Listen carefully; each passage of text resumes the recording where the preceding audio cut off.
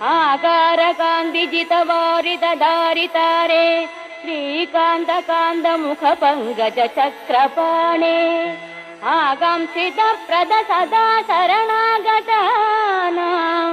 श्रीवातमन्दिरपते तव सुप्रभातम्।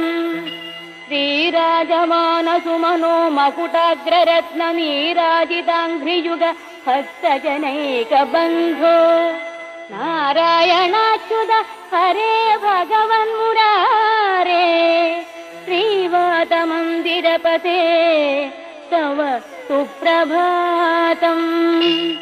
भूलोकवासि जनपुण्यफलेन नृणामालोकनाय गुरुवायुपुरेऽभिरामे त्रैलोक्यनायक विभो त्वमिह विरासिः श्रीवातमन्दिरपते।